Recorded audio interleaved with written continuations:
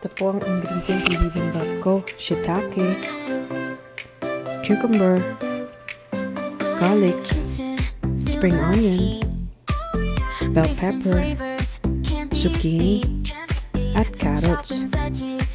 So, nagsaute po ako ng carrots na binabad ko po yan sa asin at tinanggal na excess water.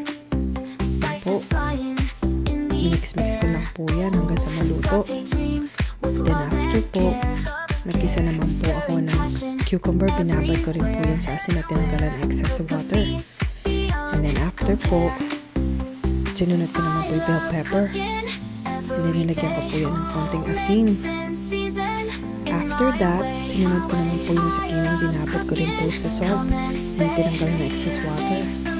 Nilagyan ko yan ng garlic and then lots of spring onions kasi ang dami po ng zucchini kong nilagay. Yan po, nilagyan ko po ng madaming spring onions. And then, yan na po. Ang dami nga, diba? Hinalo-halo po yan.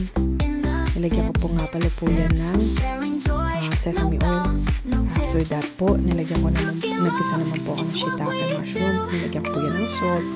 And hinalo-halo. After a couple of minutes, ma-brown-brown, nilagyan ko po ng toyo. Tansya-tansya lang po yan. Kayo na po nang bahala. And then hinalo-halo ko lang po afterwards. And then, pag halo-halo po, nilagyan ko naman po yan ng sugar. Tansya-tansya din lang po. Hanggang sa medyo ma-brown na matuloy yung toyo. Yan po. Sugar, tansya-tansya ko lang po yan. Kaya bahala na po kayo kung gaano kadaming gusto nyo nilagay. Yan po, hinalo-halo hanggang sa maluto yung sugar at saka yung toyo. Yan na po. Diba? Ang ganda-ganda. Sarap-sarap. Tapos po, ito naman po ang minarinate kong bulgogi. Minarinate ko po siya sa toyo, sa bawang, sa sesame, nilagyan ko po yan ng sesame at sesame oil. Nilagyan ko rin po yan ng spring onion at black pepper. Yan po, after pinirito ko po siya, magtutubog po yan. Kaya hayaan nyo lang po siyang kumulo at matuyo yung excess na tubig. Yan nga po, kumukulo na. Tapos after nyan, ito po ang kalalabasan pag natuyo.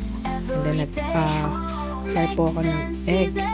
Pinagdagan ko po kasi gusto marami. At ito po ang kinalabasan ng aking bibimbap. Ang sarap-sarap po. Sana po magustuhan nyo. Thank you. Enjoy!